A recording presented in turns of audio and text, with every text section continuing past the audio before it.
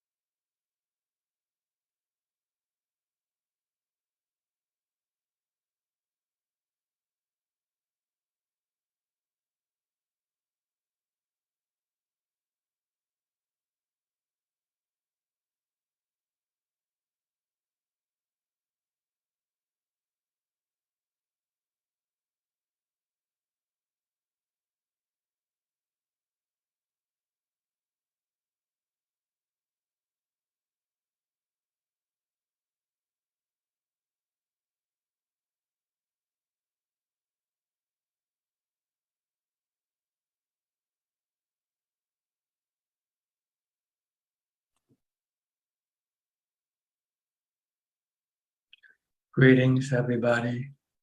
Welcome to another meeting where we will discuss the Buddhist practices of charity, morality, and meditation. Everyone who is interested is welcome to join. Tonight, I will start the meeting by answering some of a set of questions submitted by Samanji from Sri Lanka. So I will read her questions first and then answer them before we continue on with our regular talk. Question from Samanji in Sri Lanka. Question number 1. How should an ideal Buddhist spend his or her day? Ideally, a Buddhist should do charity every day, give to charity of their choice, and keep the 5 precepts at all times, and read Dhamma books or listen to Dhamma talks, and meditate as much as possible. This is what an ideal Buddhist should spend the day with if it's possible. Give to charity, keep the 5 precepts, read, study the Dhamma teaching, or listening to Dhamma talks, and meditate whenever possible. Okay, this is the first question. Question number 2. Many people say they practice metta meditation by simply reciting "May all beings be happy." But it is extremely difficult to put it into practice, as in our day-to-day lives, we come across many situations that would disrupt our peace of mind. Certain people really get on our nerves, make us angry. Could you kindly elaborate on metta meditation, on how it should be done in order to keep our mind free of hatred and angry feelings?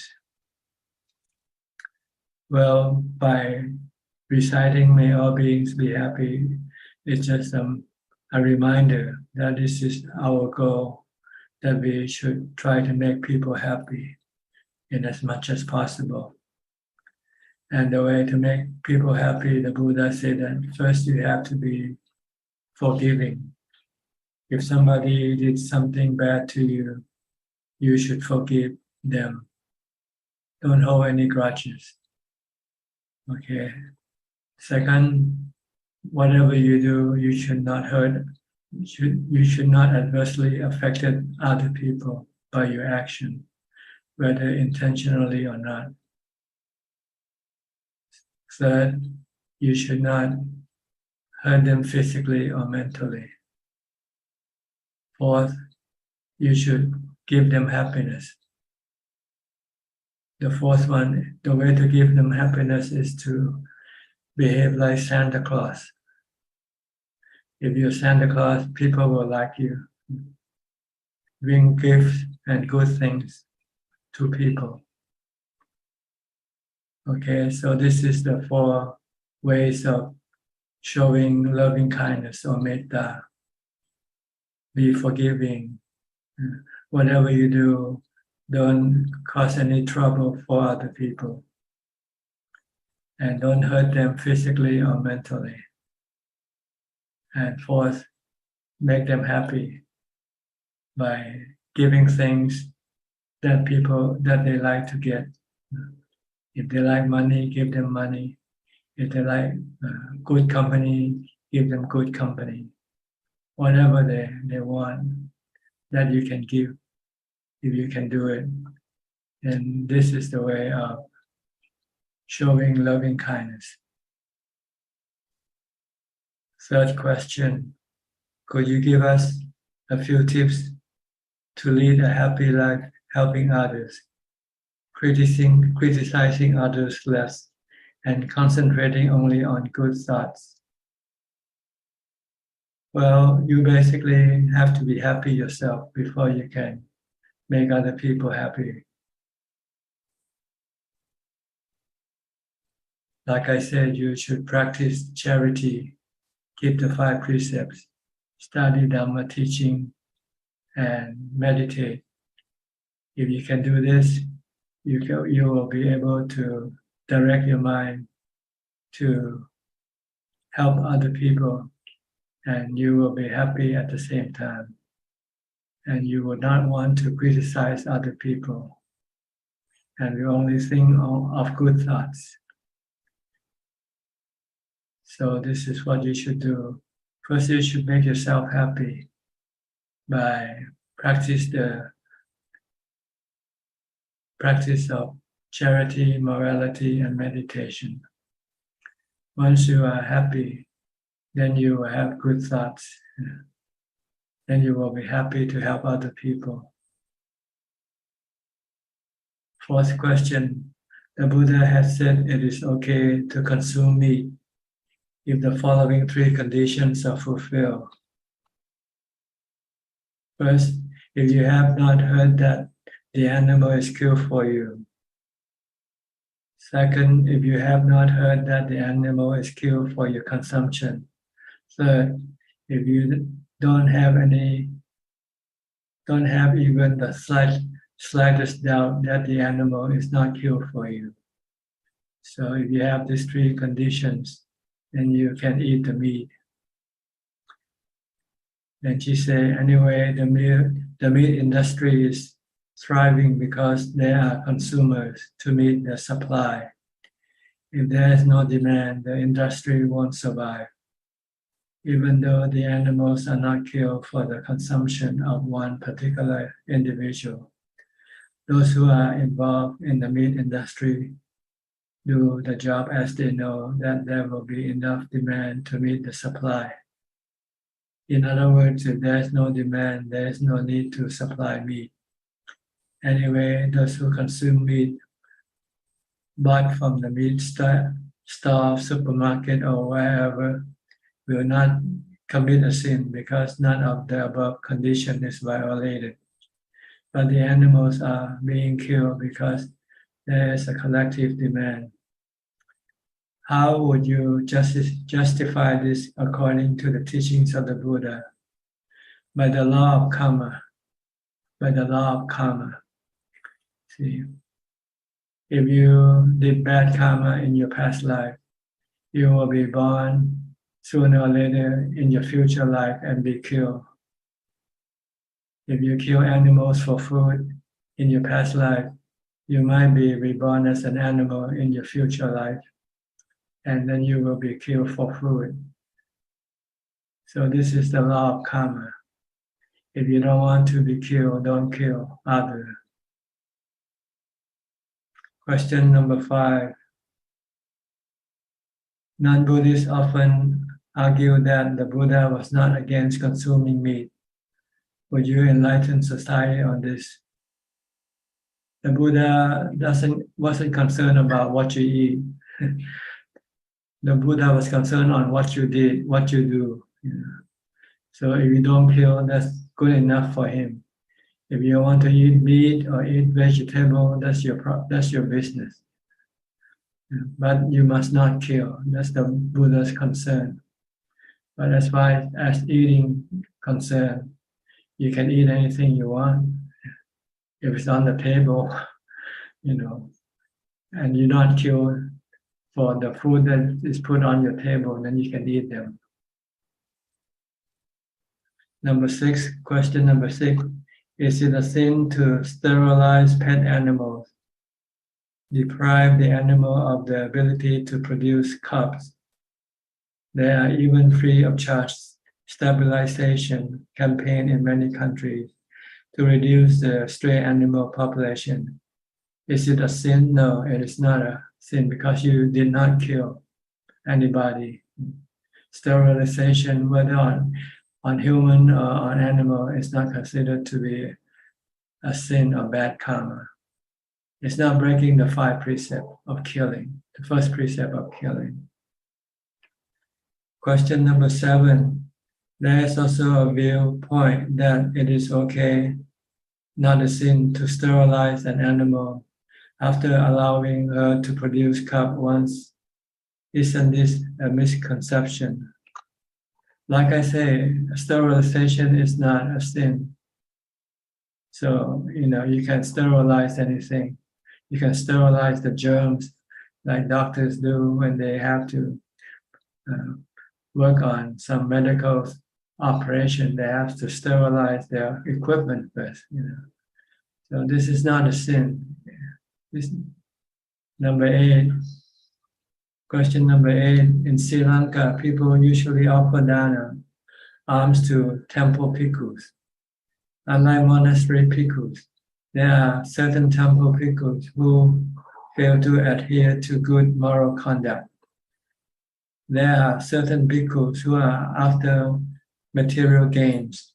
So laymen sometimes grumble that it is useless offering alms to such bhikkhus. Is it true? Is giving alms or worshipping bhikkhus who have failed to adhere to good conduct not a meritorious deed? Should we avoid offering alms to bad bhikkhus? Well, it is not good to support bad people, whether bhikkhus or not bhikkhus. But if they should need help, like if they are starving, it's still considered to be Buddhist to give food to starving people, even if they are bad people. Because this is a basic necessity of life. You can give the basic necessity of life to anybody who needs them.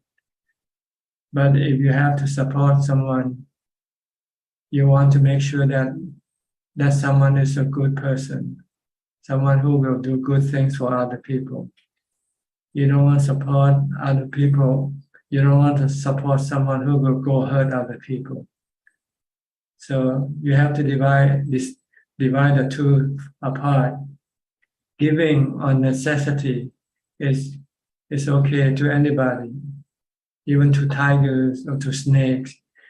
If they are starving, you want to feed them, but you want to put them in a cage so that they don't go hurt other people. That's why they put bad people in jail, but they still feed people in jail. So feeding, helping other people in need is considered to be a meritorious deed. But once you know that person is no longer depend on your help, and if you know that person is bad, then you don't want to do anything for that person. But the act of giving, regardless of who you give to, is considered to be charity, good action, and it can give you good karma consequence. So don't use an excuse not to give because someone is bad. You can choose other people. If you find them to be bad, then choose other. Do good. Give charity to good people, good organization. I hope this clarify your question, answer your question. I have come across, this is question number 9. I have come across many Buddhists who have told me that they do not believe that there is a rebirth after this birth. How can we convince them and that there is a rebirth? How to prove it? Well, you have to convince yourself first before you can convince other people. If you can't convince yourself, then you cannot convince other people. So how to prove that there's rebirth? Well, you have to meditate. You have to practice meditation until you get to jhana. Then you'll see the separation of body and mind. Then you will understand the principle of rebirth. Otherwise, you will not be able to know it yourself. So if you cannot convince yourself, don't try to convince other people. Leave it to somebody else to do it.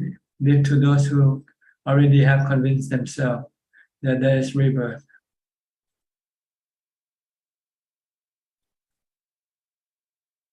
Question number, this is the question number 9, second paragraph. Do such people commit a sin by being doubtful of the teaching of the Buddha? They don't commit sin, but they just block themselves from the opportunity to learn something from a very wise person like the Buddha. They just prevent themselves from being able to learn something from the Buddha because they don't believe in the Buddha. That's all. It's not a sin. It's just killing a good opportunity. It's hard to come by to see a Buddha or his teaching, to come across the Buddha or his Dhamma teaching. Because someone who can gain a lot from the teaching of the Buddha, such as being free from suffering forever. But if the person that has no faith in the Buddha, then that person would not want to study the Buddha's teaching. So that person will not be able to access knowledge that will help liberate that person from suffering, from the rounds of rebirth, the cycle of rebirth. Question number 10. Can Arahant talk to gods?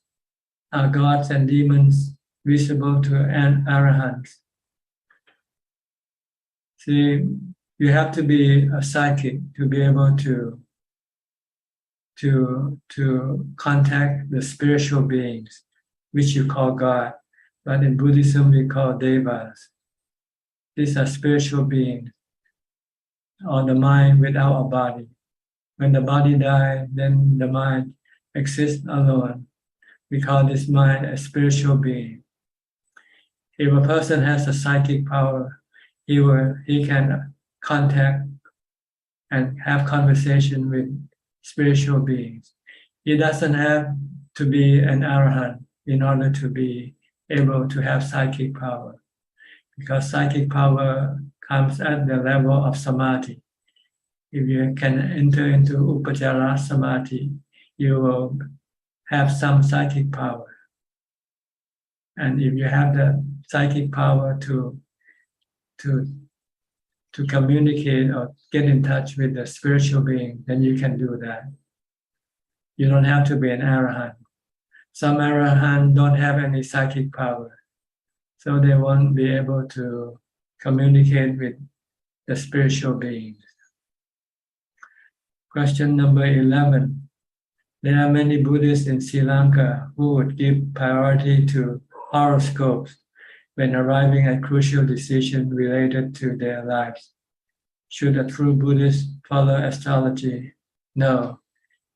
A true Buddhist should follow common sense. Okay?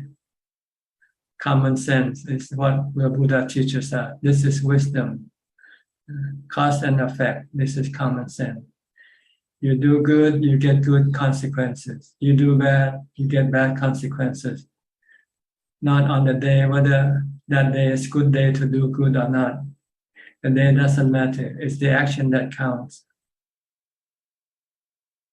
So if you do good, you don't have to consult astrology. You can do it every day. Same way with if you're gonna do bad, like robbing a bank, you don't have to consult astrology either. Because it's bad, it's gonna be bad for you. Even if you're successful in robbing the bank, but you are putting your mind into a lower realm of existence. So in Buddhism, we only consult the karma and the consequence of karma. Okay, I think this is the last question, question number 12. Excessive stress and fear of facing the future, maybe at university level, sometimes compel the students even to take their own lives. Similar incidents were reported from Sri Lanka recently. Could you enlighten the youth on how to cope with stress and lack of life issue, tackle life issue, irrespective of religious background? What should they do to relieve stress? Well, if they know how to meditate, that's the best way to relieve stress by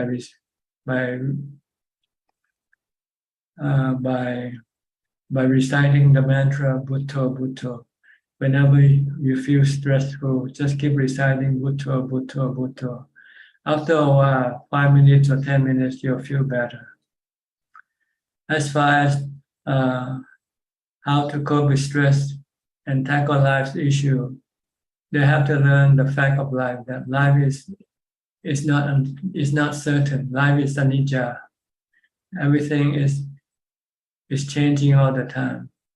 So don't put too much expectation to anything. Take things as they come. Do your best. Hope for the best and do your best. And expect the worst also. If you can do this, then you won't have any stress. Take things as they come, because you cannot force them to come what you want, to get what you want. Like I say, life is a buffet, not an a la carte. Okay, I hope this answers all your questions. She wants this answer because she wants to put it in her paper on Sunday, I think. So I felt compelled to answer tonight. Normally, I would prefer to do this on a Q&A meeting. But anyway, I try to do it just for one time. Next time, I would prefer that she submit the question longer, and I would have time to answer her question on Sunday Q&A meeting.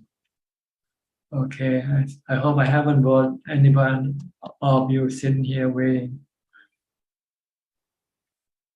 So if you want to have any comment, I'll be happy to hear your comment also. Okay, now we can come back to our normal routine. I'll go to the first person in the room, which is Felicia Chan, for her questions or comment, if she has any. Good evening, Ajaan. I don't have questions for tonight. My meditation progress is good. I can directly enter into body loose condition every time when I meditate. I can also remain mindful and peaceful continuously when I'm not meditating. Ajaan, thank you for your teaching. Okay, keep practice mindfulness, meditation, and wisdom. Okay. Okay, noted. Yok Bay from New York. Next, Yok Bay. Good evening, Ajaan. Okay, go ahead. Can hear you well. I just have my one personal question. I just want to say in front of you, and I very sorry to Vanessa Chan because I do some mistake for her. I want she forgive me, and I want she happy. That's the only question I want to answer. Okay, you hear that, Felicia Chan? She wants to ask for your forgiveness. Okay, no question from you tonight. No, thank you. Yeah. Okay, Kok Sing from Singapore.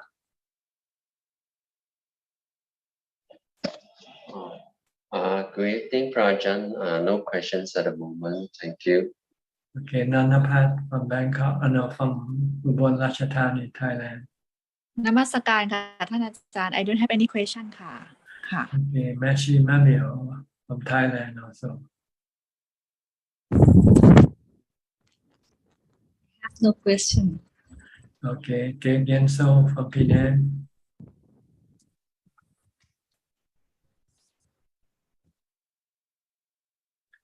No question either. yeah no question Okay, Ricardo from Uruguay. Good morning, good night, Ajaan. Yeah, Nice. good evening for me, good morning for you. Nice to talk to you. I just want to make a comment, and that is that I've been practicing walking meditation, as you told us last week, with right, left, right, left, right, left, and it works very good. No thinking on my mind, just That's right. So simple, isn't it? So simple and so easy. And people want to make it hard and difficult. Yeah. And it's wonderful, and I thank you very much. Yeah. Simple. We just want to stop thinking, control our thoughts. We're like driving a car, an automobile. You have to be able to stop your automobile when you have to, or else it will crash, you know. Right, right. That's why we have problem nowadays, because people cannot stop their thoughts. You know. They think, and then eventually they get into trouble with other people. Right, right. It's true. Yes. Okay, happy to hear that you find it good for you. Okay. Anything else? No, I want to show you another person that is making meditation here too. Oh, your cat? Yeah. He sits around me when I'm doing meditation, and he meditates also. Good. Thank you, Ajaan. Okay. Next, Philip from Malaysia, Kuala Lumpur. Good evening, Ajaan. Don't have any questions. Glad to be listening in. Okay. Gary from Singapore. Good evening, Ajaan. No questions either for me. Thank you. Okay. Professor Kenneth from Switzerland. Good afternoon, Ajaan. Afternoon here. I have no question, just to comment that since moving here, it's working out quite well. I have much more time and less stress in the work, so it was a good move overall. More time for practice, and I'm very happy to have made a decision to move and give up some things, responsibilities. So thank you for your guidance in that direction. Yeah, try to empty your mind with responsibility as much as possible. Only do what you really absolutely need to do. If you don't need to do anything or have anything, don't have it. Better. Then you don't have to worry or to look after them. The less you have, the less stress you will have. The more you have, the more stress you will have. Yeah, the responsibility is like carrying a big heavy weight, so it's good to get rid of that. It's also nice to look at the end points from time to time to remind you that you're not taking anything with you anyway. Yeah. Yeah. People forget the end point, the final destination. Yeah, you don't take anything there. Yeah. But moving the lab and moving my own home was a good exercise, because I could throw away lots of things and get rid of a lot of things that are just not useful. So we tend to be attached to them, even though we know we don't really gonna use them. Yeah. But there's always the thought that maybe I might need it. Exactly. So there was a bit of pain involved in throwing some things away, but I was quite ruthless this time. or if it's possible, give it to someone else. But I Yeah, guess, yeah. yeah. But I guess nobody wants old stuff anymore anyway, right? People I can managed get to it. give away quite a lot. There's like Yeah. charity shops and things who take things, and Yeah, that's a way of doing charity also, giving yeah, things away, that's even very though good. things you don't need. Mm. Very good. Okay. Any question? No No question today, Okay. Ajahn, just practicing. Thank you. Next, Belinda from Singapore.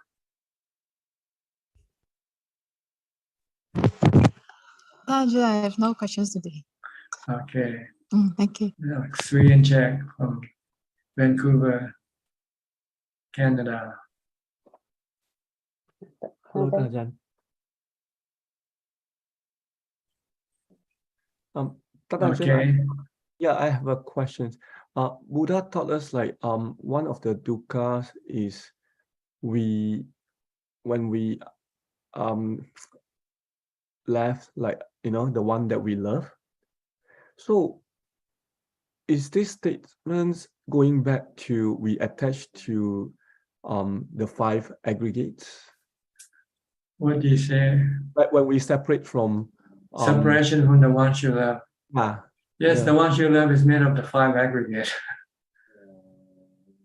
Everybody is made up of the 5 aggregates. You, me, and everybody is 5 aggregates. Rupa is the body. And then the nama, the Vedana, Sanya, Sankara, Vijnana is the mind. Everybody is made up of 2 parts, the mind and body.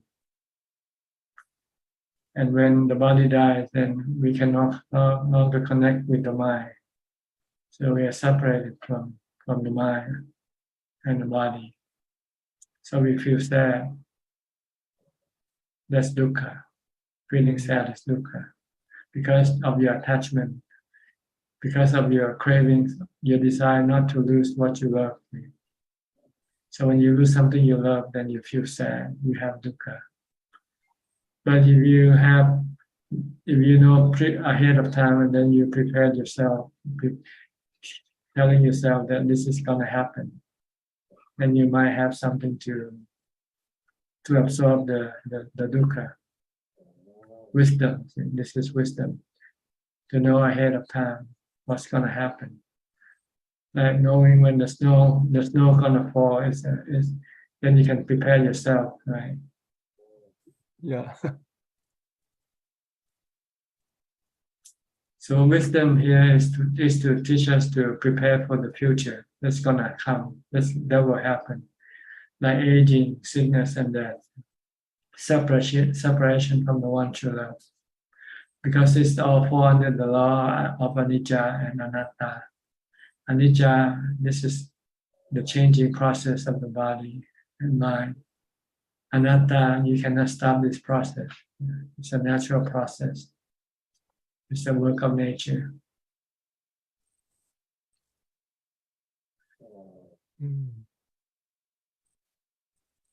Like we know the rising and the setting of the sun, right? So when the sun sets, we don't feel sad because we know ahead of time that today the sun gonna set at a certain time. But if you don't know this, you expect the sun to stay on forever. When the sun disappears, then you become sad.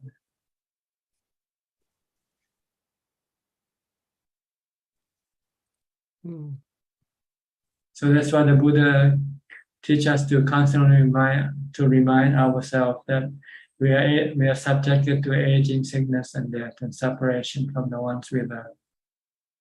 Just keep reminding yourself many times a day, and your mind will eventually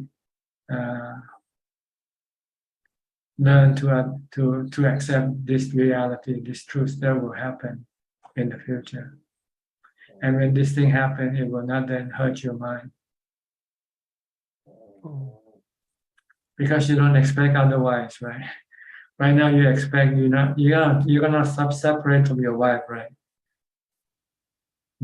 Have you ever thought of separating from your wife? Yes, now. Okay, you should think every day. Yeah. But not on your own volition, you know. You don't want to separate from your wife from your own own volition, but because you are forced to do it by the law of nature. By the law of nature. Yeah. Anatta is a law of nature. Yeah, I couldn't think of the right word for anatta. I think this is a good word. Anatta is a law of nature. And everything is the law of nature. Everything is under the law of nature. Our body, our mind, all under the law of nature.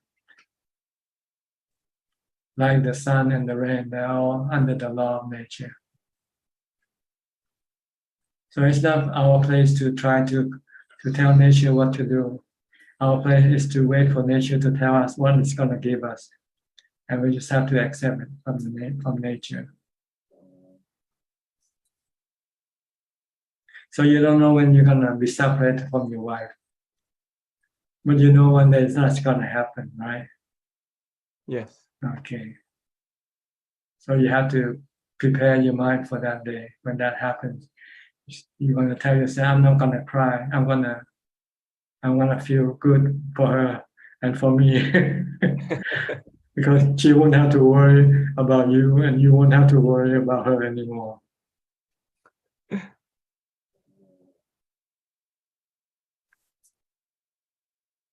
Tan Ajahn, when we contemplate this, like eventually our mind will find an answer. Eventually the mind will accept this reality. Once you accept it, then you feel peace of mind. You have peace of mind. No longer worry about separation. If you still worry, it means you haven't yet accepted this reality, this truth. Yeah. Because you still have desire or craving for being together. Yeah. But keep contemplating. Try to do it many times a day. Whenever you have nothing else to do, just contemplate on the first noble truth. Birth, aging, sickness, death, separation from the one you love. Encountering the ones you don't love can be suffering also. When you have to run into people you don't like. That one won't be a problem. Sometimes it can be a problem when you're forced to live with a person that you don't like. Okay. Oh yeah. Yeah. So you have to prepare yourself for these situations beforehand. You have to do your homework.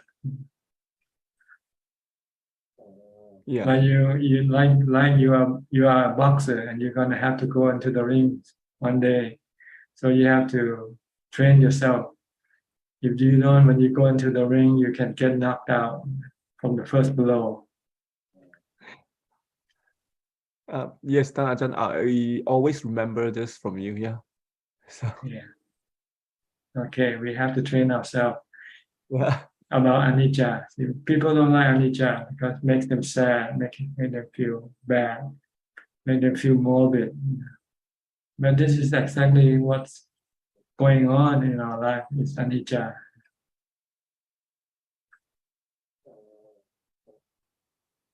So learn to live with it. Learn to live with anicca. Once you can live with anicca, then there will be no stress, no problem. Accept anatta, accept the law of nature.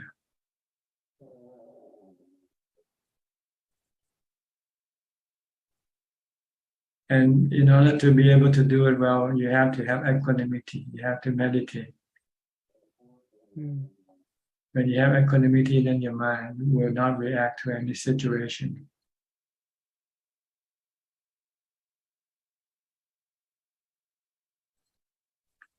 Okay, anything else? Nothing from you tonight, check.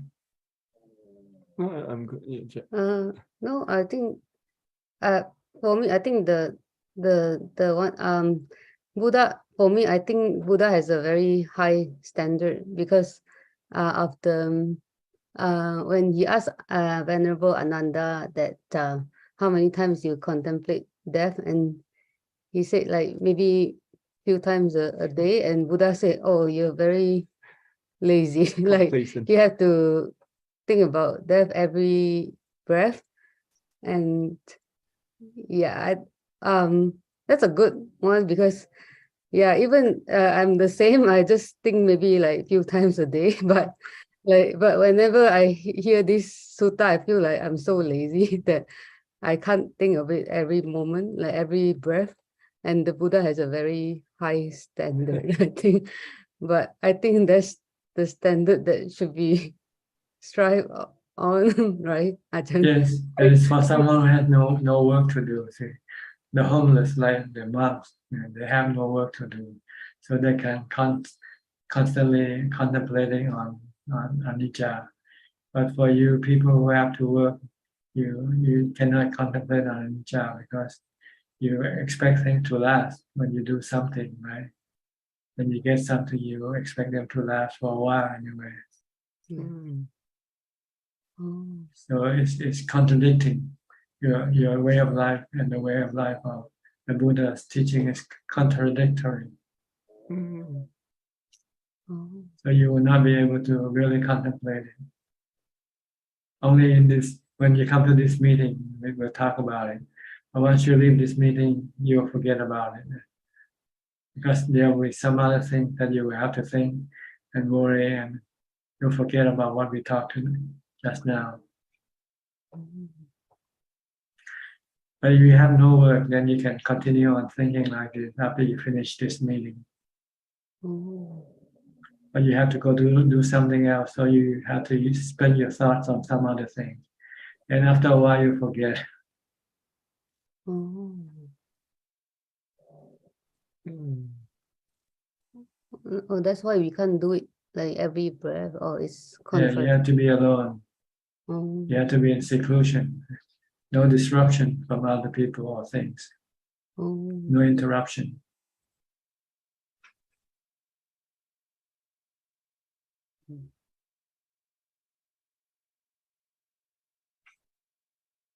Okay. Mm. Thank you, All Ajahn. right. Mechi Vili from Indonesia.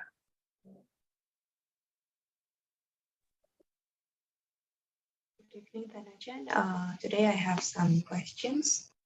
The first one is related with my questions on Sunday about giving away my money. So does it mean that I shouldn't keep any money at all?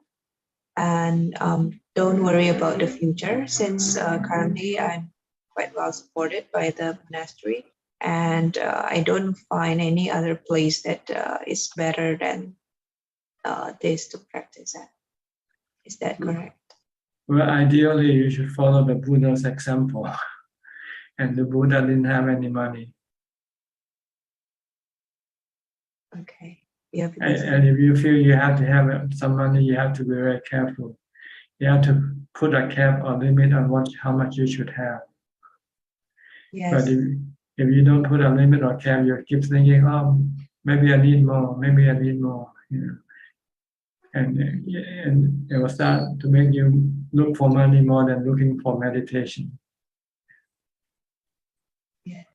And you forget that you are gonna die and you're gonna get sick, you know.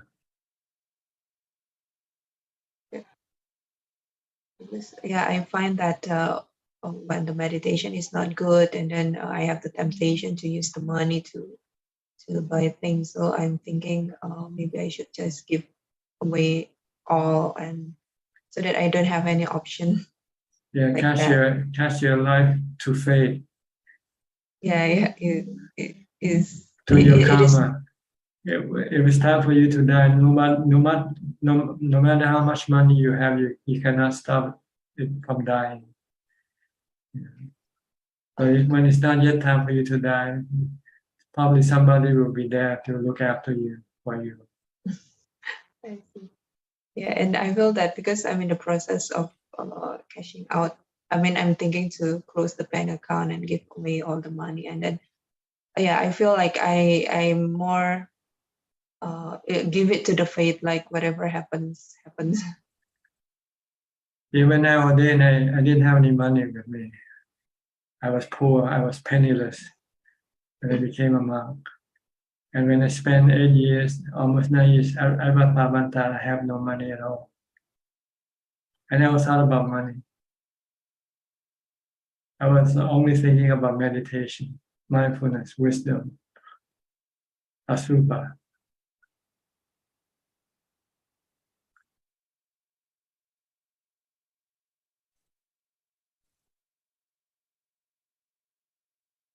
So you don't really need money, you know. If you meditator, real meditator, you don't need money. Even when you get sick, you can use the Dhamma medicine if you have no money to buy any medicine. Just use samadhi and wisdom.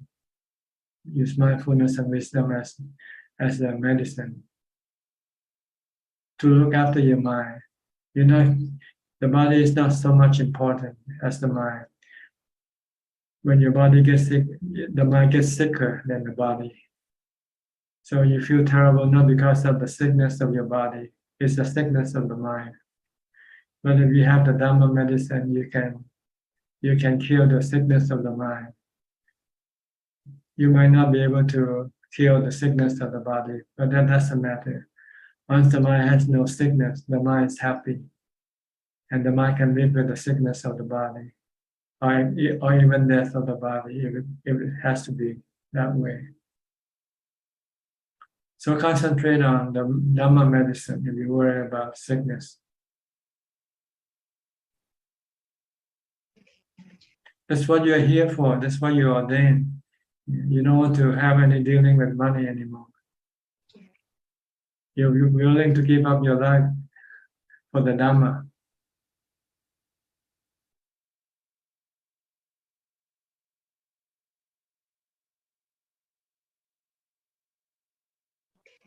So if, let's say, in the future, people want to give me money, should I just say that I don't receive any money? No, you can accept them, then you can give them away. Because people want to give to you, so you don't want to turn their friendship, their kindness. You accept their kindness, but you don't have to keep the money, and you don't have to tell them that you're not gonna keep the money either. It's not, they don't care what you do with the money once they give it to you. It's up to you what you want to do.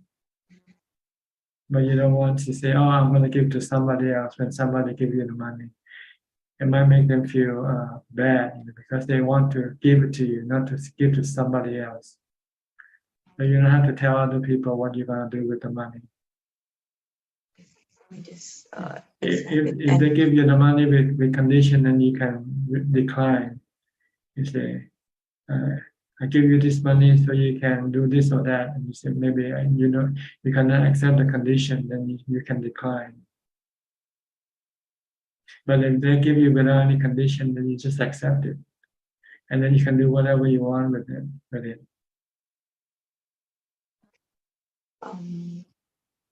Currently, the monastery also gives some allowance for us. I mean, should I just tell them that I don't need to give an allowance? You don't want to make an issue out of it. Say they give you accept it, then you can give it to anybody you want. Quietly better. Quietly, okay.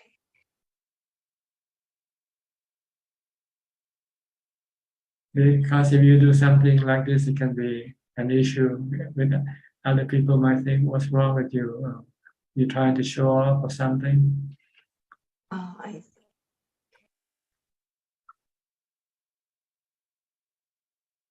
Try to be discreet as much as possible, whatever you do.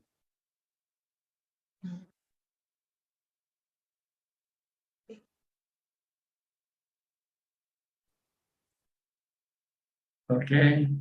Okay. I think the word discreet is now forgotten in the new world here. It's always showing up on your Facebook, on your Instagram. It's always showing up. No such thing as discreet anymore. Why people want to show up for? What do they get from people? Say they lie. Yes, Maybe they want to use it for advertising money. They can sell advertising if they get a lot of likes and followers.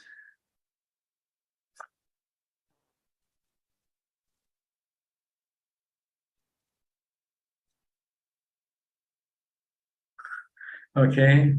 Okay. Another question is I have an apartment which is under my name, but actually it belongs to my parents. So mainly it is managed by them, and then they are the one who will deal with the money. So I would like to ask, as far as karma is concerned, whatever they do with the apartment or the money received from the apartment, I will not have any effect on that. Is that correct? Because if according to the law, then I will be responsible if anything wrong with the apartment or anything related with the apartment. Well, you transfer the ownership to them. It's simple. Because currently, anything under your name, you can just transfer it to them. Currently, we plan to sell it away, and then because if we only transfer the ownership, it will cost some money. Transfer the ownership from me to them. So what? So what? You're gonna give up the whole apartment anyway. So why you worry about the transfer fee? Oh, okay. Because yeah, because our parents doesn't want to like waste the money just to transfer the to change the name.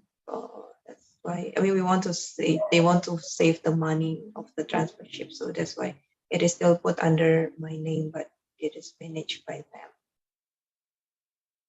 Yeah, but they don't see the problem with you. What you have to still deal with this thing. You see, you are supposed to be homeless. You're supposed to have no possession, because when you have possession, you have responsibility. Yes, it still burden my mind because I still have this asset. Like That's from right. time to Just time. tell them that the fee is worth more. It's worthy of the responsibility or burden that you have to worry about, that you have to look after things. Okay. So I will try to talk to them. Or tell them to donate to the monastery or somebody, give to charity. Okay. So I see. Give the apartment to charity kind of thing. Well, they can sell the apartment and then they can give the money to the monastery. Oh, okay. Or to any charitable organization of your choice. Okay, I will give the idea, but currently I think they might need the money for their future. That's what I think.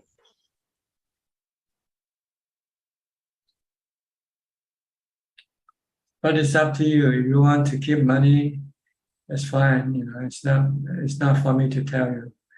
But ideally, it's better not to have any involvement with money. Yeah, currently I feel that.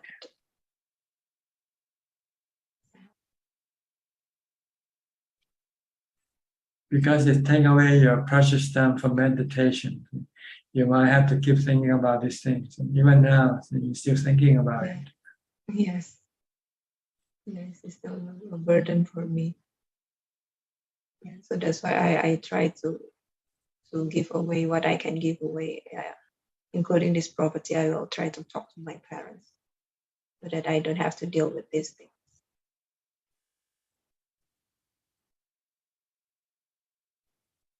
Okay. Okay.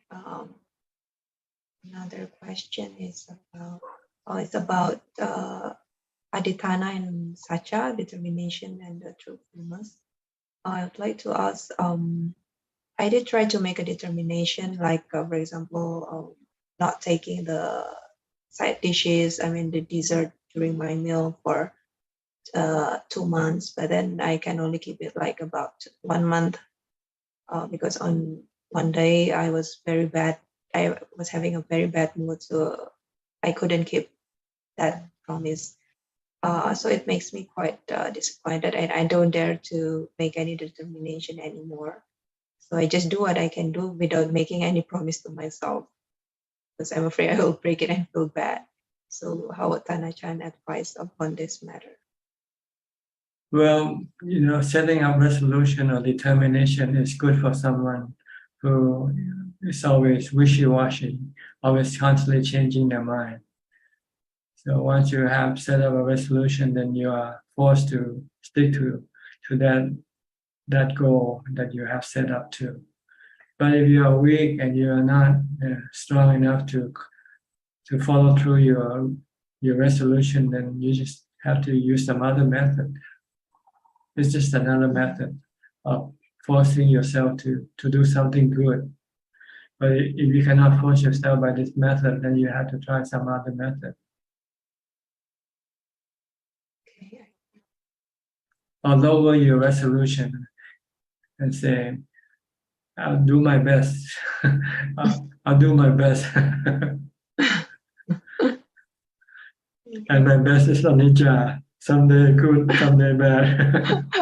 Actually, that's what I'm doing currently. It's just I know what I should be doing. I'll just try my best, but I don't want to give expectation to myself that I can fulfill my resolution kind of thing. Is that correct? Well, then you can blame yourself, say, not blaming on other people. It's you who is not resolute. You are still wishy-washy. You're still you're still weak. So what you need is to practice more mindfulness. Mindfulness will stiffen up your resolution, your resolve. The stronger mindfulness you have, then the easier for you to stick with the resolution. So currently, I just focus back to my mindfulness and don't worry about making resolution anything yet. Yeah, and try just to take things one step at a time. Do something that you find that you can do. Something that you cannot yet do, then maybe you say, maybe not now. It's not yet the time to do it. Wait until your mind becomes stronger, your mindfulness becomes stronger. Then you know that you can do it. Then do it. Okay, Thanachan. That's all for my questions today. Yeah, thank you very much. Okay. Nova 31, Huawei. Can you hear me? What's your name? Huawei Nova. Go ahead, say something. Turn on your microphone. Unmute your microphone. Where are you from? What's your name? Kwan Liman? Are you Kwan Liman? Yeah, why? Is it the wrong person? Because you're on the screen, you say Huawei Nova 3i. Oh, sorry. I'm not sure why it comes up. Sorry.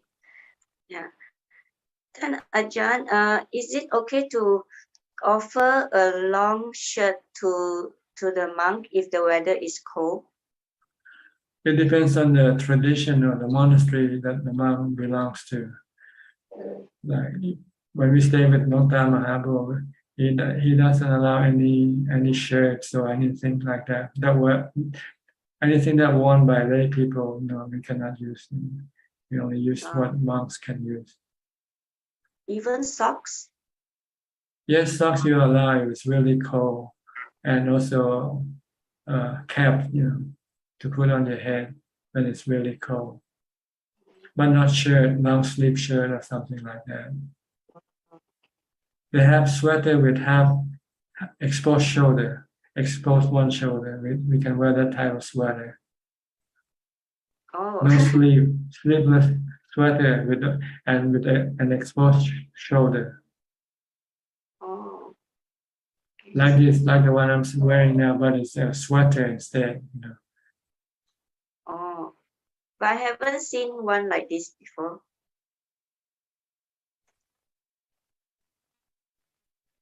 Like one side exposed. I haven't seen a shirt like this before.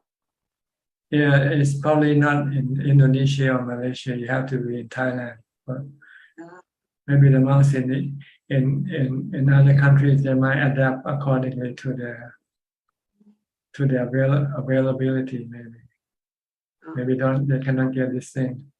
This one side one shoulder exposed, so they might just wear a sweater or something like that.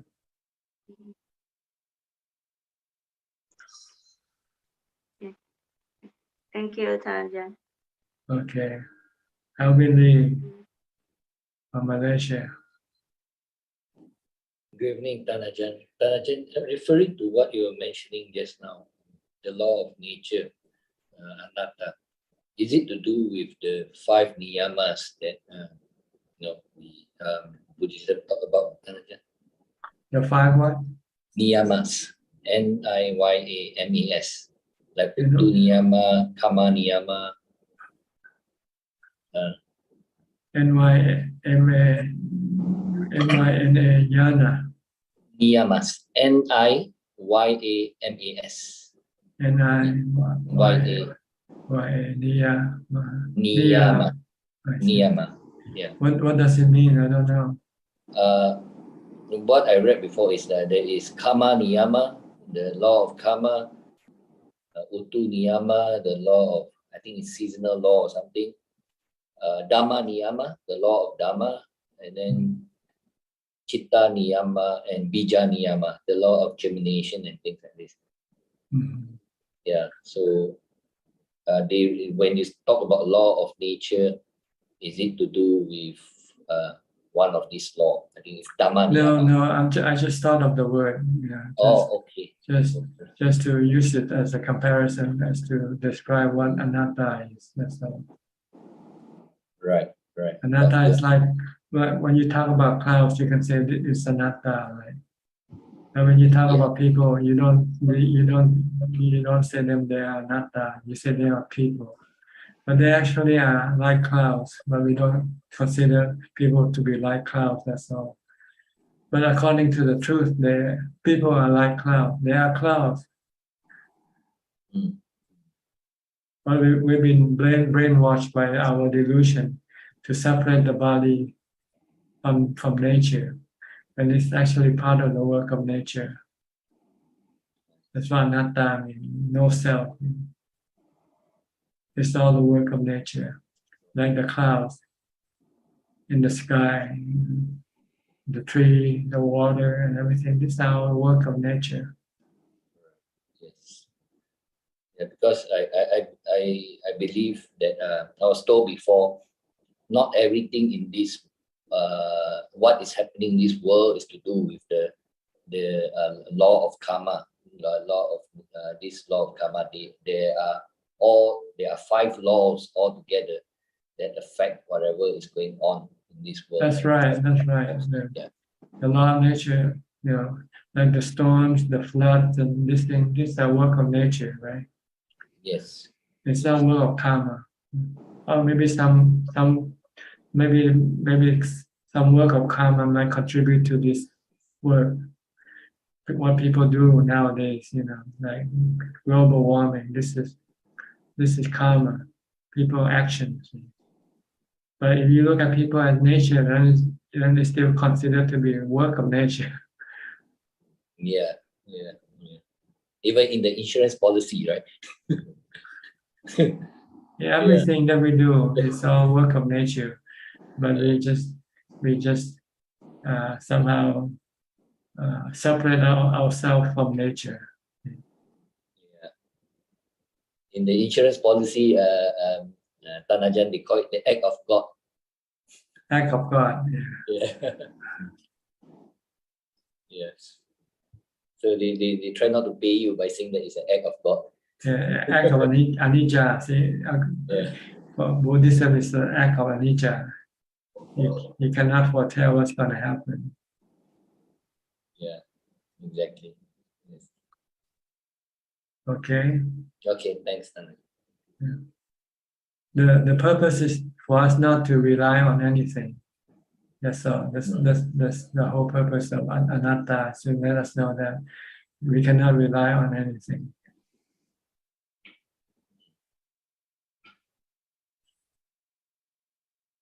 So it's better to give up everything.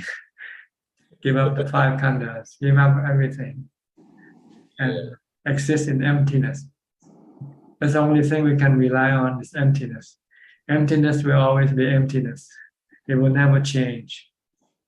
Because And there's no movement in emptiness either. I think according to the law of Dhamma, emptiness, anatta is all a law of, like what you say, law of nature, which is the law of Dhamma. Emptiness, anatta, I think, yeah. Okay. Okay. Next, Evie from Indonesia. Namo Buddhaya, Ajahn. Speak louder, please. Yeah, can Ajahn hear me? Can Ajahn hear me? Yes, good. Okay. Ajahn, I have a question. After the Buddha Parinibbana, Buddha said after his Parinibbana will appear many new teaching. How to distinguish the true teaching about Buddha? Because it seems there are so many teaching like Mahayana or others. There are also teaching that look, there are also another teaching that look good, but in the end turn out to be distorted. Many also say their teaching are different, but will eventually unite it with the Buddha teaching. How can we know that it will be as accurate as Buddhism? Well, the Buddha gave this answer to the last person who asked this type of question. He said, any teaching that contains the Noble Eightfold Path, that's the right teaching. And I have a friend who can communicate it with spirit, including gods or ghosts directly, see the past life and read people's minds.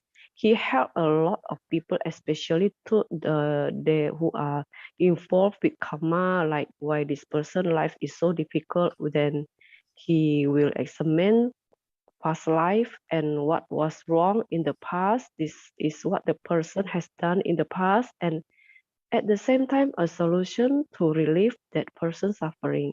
My brother also got his help and life changing for better. Also other like thing like being disturbed by spirit or something like that. In Theravada version, is this true? What do you mean true? About what? United with the Buddha teaching. United with the Buddha teaching. Mm-mm. You have to study his teaching if you want to be united with the Buddha teaching. You have to study and then practice his teaching. Then you'll be united with the Buddha's teaching. And this friend, he is know about Eightfold Path, and he tell us the Buddha. Yes, whatever he talk about this how to. I think he said that he is the Theravada, also Tantrayana and Theravada. So I trust him. Actually, I trust him. So I make a wrong decision by trust him because. Well, the Buddha said before you can trust someone, you have to prove that whether what they say is true or not. Because if you don't trust someone and you don't know whether that person is saying the truth or not, then you could be deceived. Because he often telling us not to do the bad karma like this. I think what he explained to us is just like Theravada teaching also. Well, it's up to you. Theravada teaching is already been established for 2,500 years, you know. And this person you just met, I don't know how many days, and you already believe in that person. Yeah, So yeah. I don't know whether you're smart or dumb. But in the like when Buddha time, Buddha also tell about this the psychic power, all right? Maybe this Well, person has psychic power is you know it's there for some people who can access it, but it's not the answer to the cessation of suffering. Psychic power cannot kill the defilement, eliminate the defilement, stop rebirth. It's the three characteristics of existence and the four noble truths that will be the one to stop the defilement. maybe the person with the psychic power also still can help people to Can help people physically, but not spiritually. He cannot help people to become free from defilement or dukkha. but to solve problem maybe can, right? Well, like you say, there's something he can do, like he can read your mind, or Yeah, whatever. he can read our mind. This is true, Ajahn. I see. Yeah, he this can is read what this people's is one of the psychic power. And he can see what we like. He said you have 3 child, all right, and your child is very noisy and always make you Yeah, get but this angry knowledge is not important for Yeah. your cessation of suffering. Yeah, I think he can help people to relieve their So it's up to you what you want. Okay? Yeah. If you want this type of thing, you go ahead, go after it. So I think these people can be trust or not. It depends on what you want from them. it. So I asked Ajahn how to see the right teaching of the Buddha. So Noble many Eightfold, teaching. Noble Eightfold Path. Does he say anything about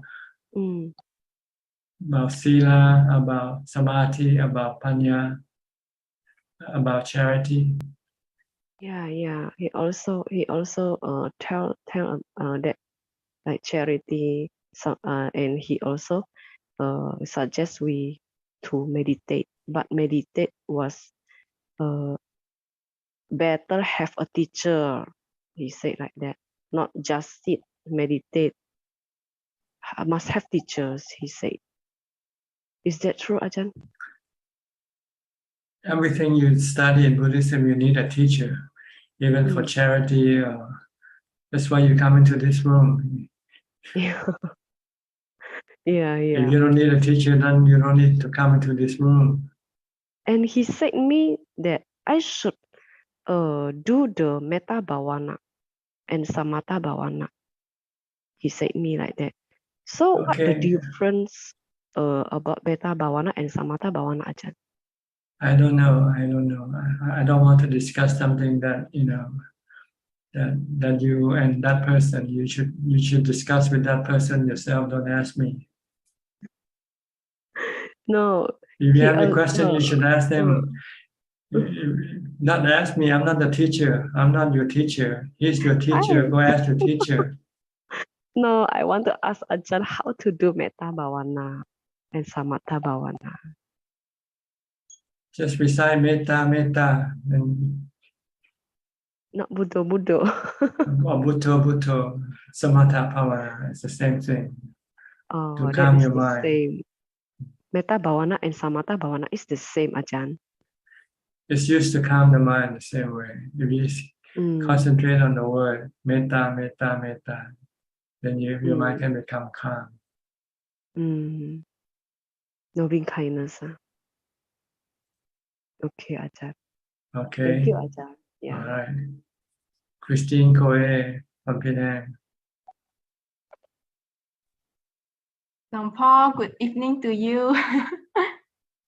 Since last week, I heard Long Paul said we don't have to waste time and have to practice. So I start practice meditation back. Just like don't waste time, because last week Long Paul did say don't waste another 20 years. So I started practice back and I also hope that in this room we can continue have a Long Paul guidance to achieve Lord Buddha's teaching soonest. Thank you, Long Paul. Okay, you're welcome. Sulan, you came in early tonight. Yeah, hello Ajahn. Nice to see you again. Yeah. Came in early today. Then I think I was also quite surprised that today format was similar to Sunday Q&A at the start. Yeah. You have any question tonight? Yeah. I have a question. I'm just wondering, like, after we have done like charity or good deeds, so then when we are sharing of merits, must it be done like right after we have done something good, or can we like accumulate until like maybe when we are ready to share, then we share? Like, is there any difference, like sharing immediately or like we accumulate until sometime then we share? Well, see, if you don't share it immediately, you can forget, you see. And the good feeling that you have accumulated, that you have got from your charity can disappear from your consciousness temporarily. It goes deep into the memory. So when it's just still alive, still up front, then you should share it right away. It's simple. You don't need anything. You just think in your mind, say, I like to share this good feeling with certain person. That's all you have to do. Oh, okay. You don't have to have monks to chant for you. You don't have to have water to pour or anything like that.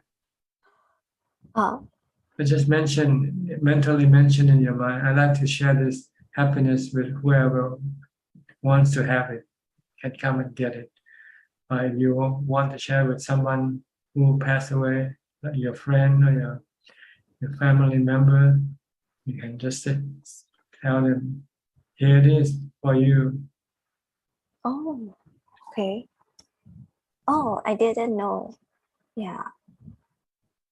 So, when we are still having the good feeling, then we should share it immediately.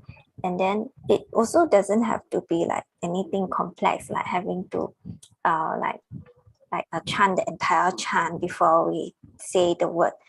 This a ritual. This a ritual. You can skip them. Okay. The essential thing is to have happiness from charity. When you have happiness from charity, then you can share this happiness. Then if let's say we recollect back these memories, would it still be effective?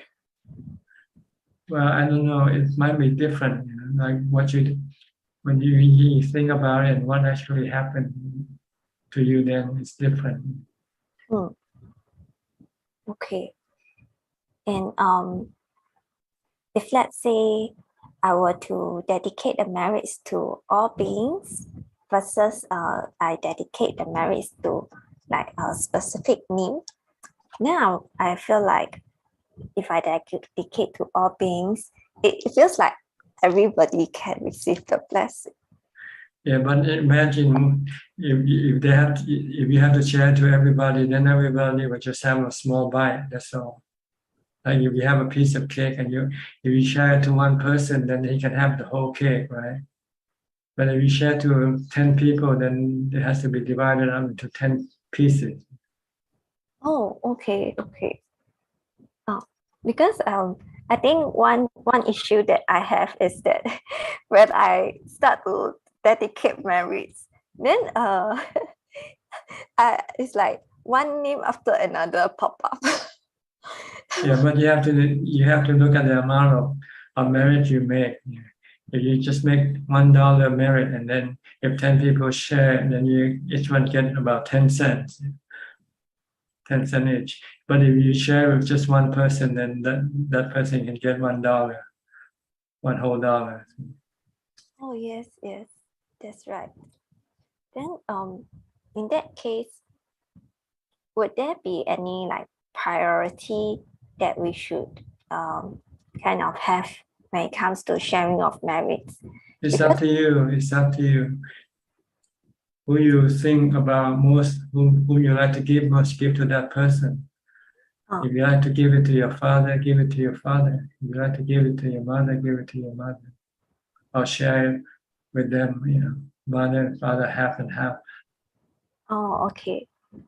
But they are still living, they are still alive. So Oh yes, I mean this is just an example. Oh, okay. Oh, okay, got it. Yeah, I think it really helps like understanding the logic behind, because previously I would you know, for simplicity I would just say, yeah, dedicate the merits to all beings, because it feels like, wow, like very good, like that, like all beings are included. Yeah, all beings, 1 million beings come and get your $1.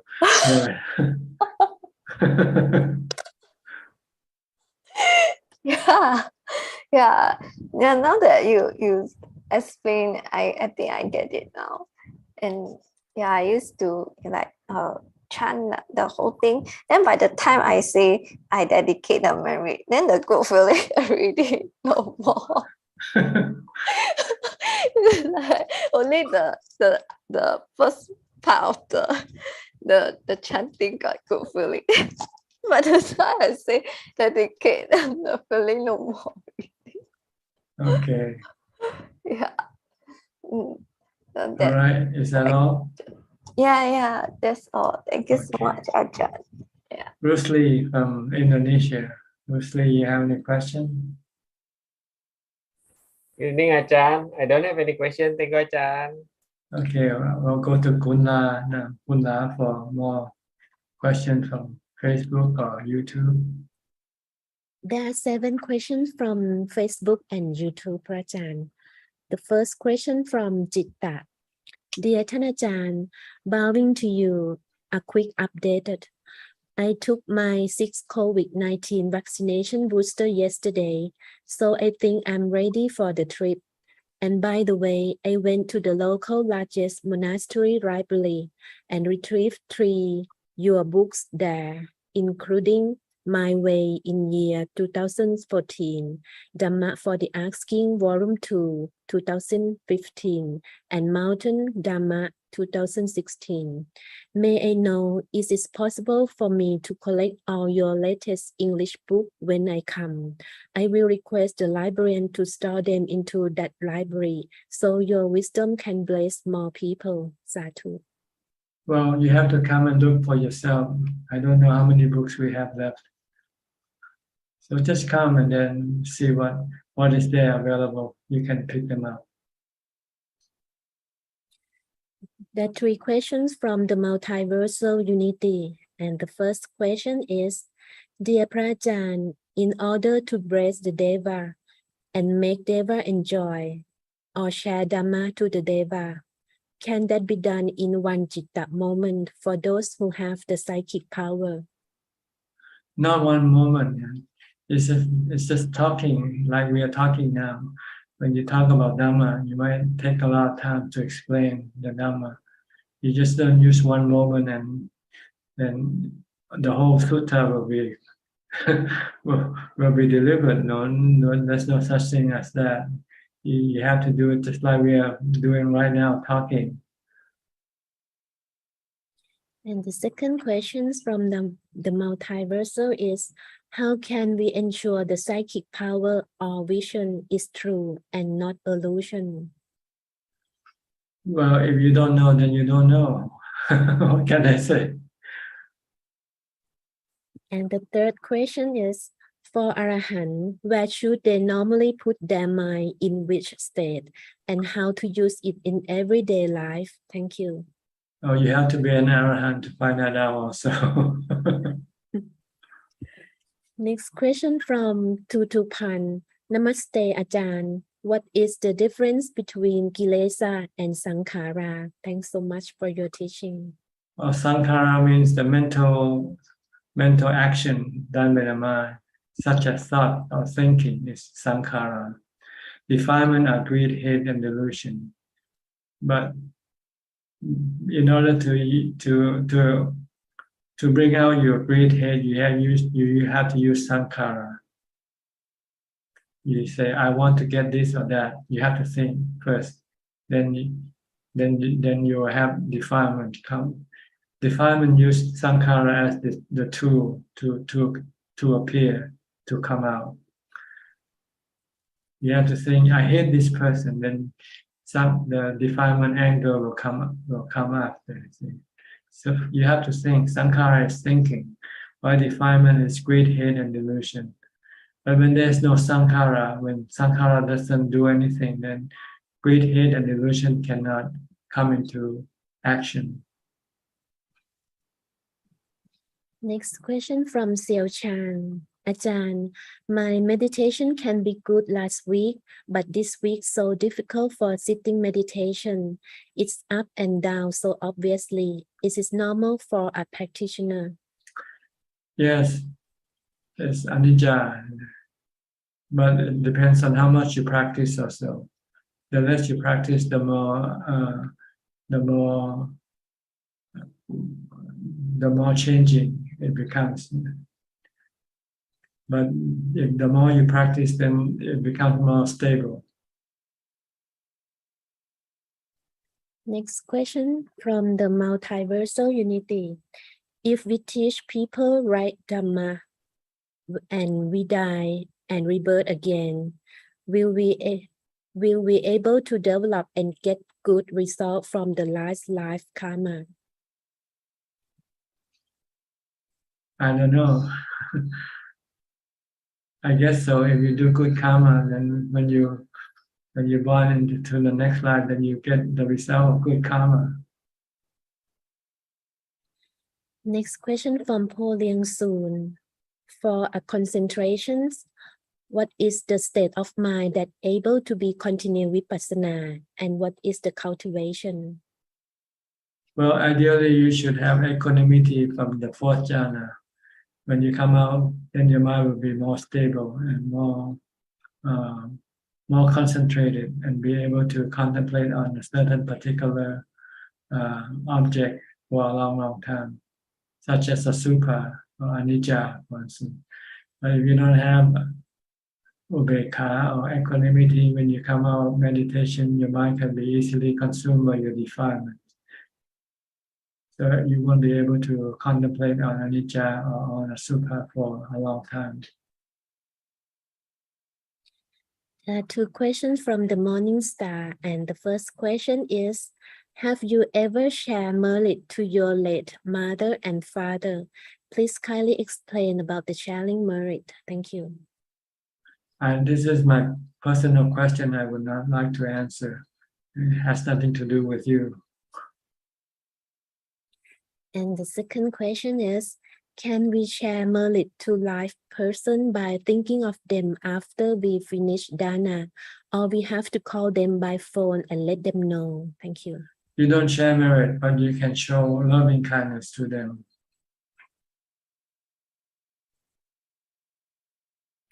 And Okay. one more question just come from the Morning Star. I heard that only certain beings in certain realm can receive merit, not all. Then should we still share merit to our parents who pass away, even we don't know where they are? Thank you. Well, you just presume that perhaps they might be in the level where they need the merit. So it doesn't hurt just to do it, because you already have the merit to share anyway. So just share it, whether they can receive it or not. That's their problem, not yours. Your problem is to share. The problem is to whether they can receive it or not. Okay. That's all, Ajahn. Anybody would like to ask any more questions or add any comment? You're welcome to raise your hand and unmute the microphone.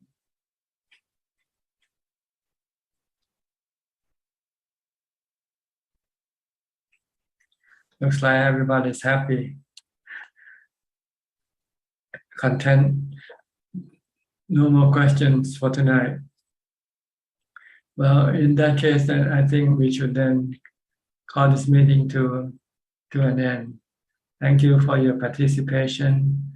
I hope this meeting has benefited you somewhat and helped you advance in your practice. In the meantime, please stay mindful, stay safe, and keep on practicing. And if all goes well, I'll see you all at the same time next week. Thank you and goodbye. สาธุค่ะสาธุค่ะ Thank you. Thank you, Kang.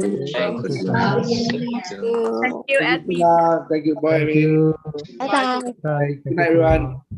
Bye bye. Good Thank night. you. Bye. Good night. Thank you.